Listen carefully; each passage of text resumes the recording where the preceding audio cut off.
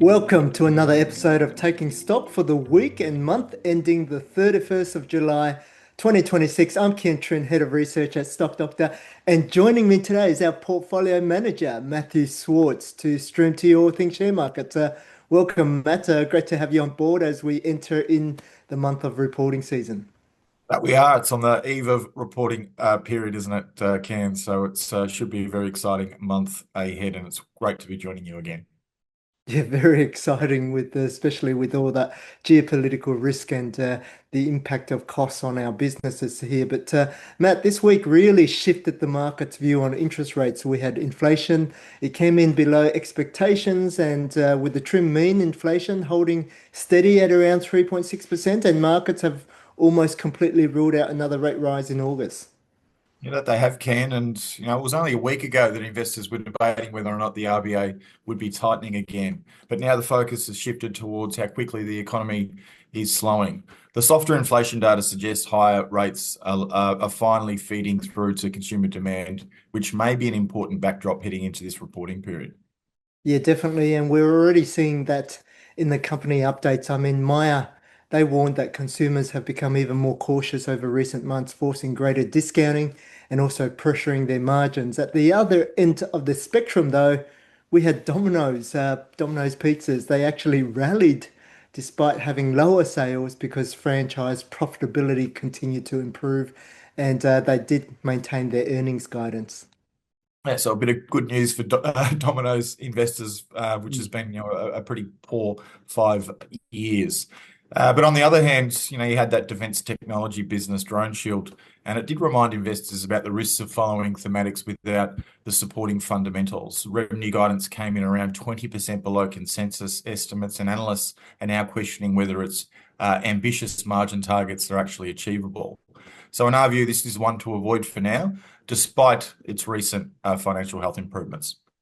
Yeah, definitely, Matt. But let's now move to our star stock highlights for the weekend, beginning with National Australia Bank, one of Australia's four major banks. Now, while the update wasn't a full result, it did give investors some insights into what the banks are facing over the next 12 months. And mortgage applications, they actually fell 15% over the June quarter. It's a big number. It's quite meaningful, and particularly because mortgage applications tend to lead loan growth by several months. So high interest rates, softer house prices, and changes to investment property tax settings have all reduced borrowing demand. And banks are now competing harder for a smaller pool of borrowers, and that usually puts pressure on lending margins. Yeah, what's quite interesting, Matt, though, what I saw was that credit quality, it hasn't really deteriorated. National Bank actually reported a slight improvement in their arrears, although the number of loans being closely monitored increased. So to me, that suggests that banks are seeing early signs of stress without that widespread default that's emerging across the board. Yeah, I agree with that, Ken, and that's why I think this reporting season becomes less about bad debts and more about margins and earnings quality. Mhm. Investors should be watching loan growth, margin trends, and management commentary around AI investment and cost efficiencies. Dividends still look pretty good, and they're well supported due to the strength of the bank balance sheets, while earnings revisions have been better than what most people were expecting.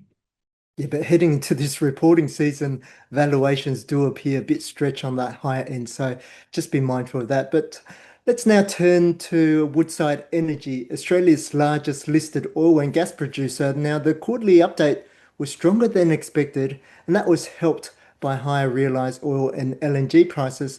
While management, they maintained their full year production guidance despite a softer first half.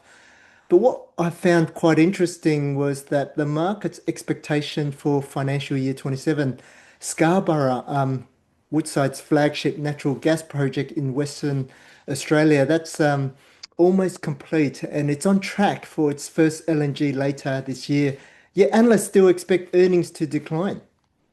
But that's largely because Scarborough won't contribute for a full year immediately. It takes time to ramp up production, and while production at some of Woodside's existing assets are naturally declining, consensus is also assuming oil and gas prices normalise from today's elevated levels. So the longer term story is still compelling. Scarborough begins generating cash flow and capital expenditure rolls over, and Woodside should see a meaningful improvement in free cash flow and returns on invested capital.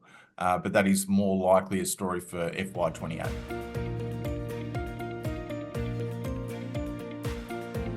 Under the microscope this week is Rio Tinto. We're all familiar with Rio. It's one of the world's largest diversified miners. Now, their interim results were stronger than expected across most measures, while underlying earnings, that was up about 43%, free cash flow up 75%, and it was the largest interim dividend they had in 4 years. Now, what really impressed me wasn't the actual numbers, it was where the growth came from, Matt. Yeah, great result, Kien, and high commodity prices clearly did help here. But management also generated around 1.2 billion US of additional EBITDA through factors they could actually control, and that included high production, productivity improvements, and lower operating costs.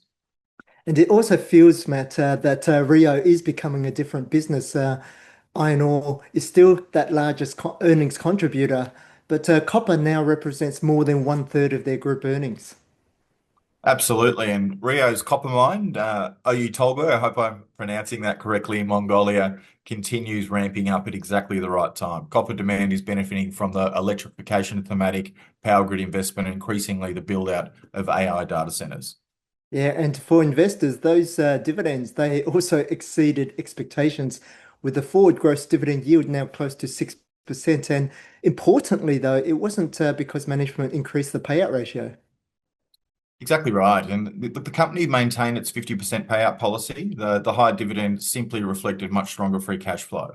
But one question we've received recently is why is Rio Tinto attracting relatively high short interest despite its very strong underlying fundamentals? Yeah, quite a good question there, Matt. And short interest, so that's bearish bets by institutions. Now, the short interest is high, around 9%, but isn't really unique to this company, though. Short positions have increased across the major iron ore miners as investors become more concerned about softer Chinese steel demand, that weak property market there. Also, rising port inventories and the additional supply expected from projects such as Simandou over the next few years. Yeah, but these risks should be monitored, of course. But Rio is arguably better positioned than many of its peers. Iron ore only represents about 43% of its earnings. Productivity gains are improving margins. And importantly, Rio does own around 55% stake in Simandou, this project in Guinea, providing them with a partial hedge.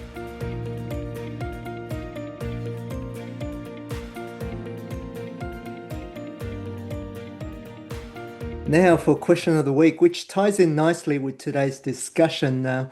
When commodity prices are strong and for resource stocks, how do investors know whether management is actually creating value? Yeah, it's a good question, Ken. And rising commodity prices can make every resource company look like it's performing extremely well. But the challenge is separating what management controls from what simply is driven by commodity markets. So the first thing we look at is costs.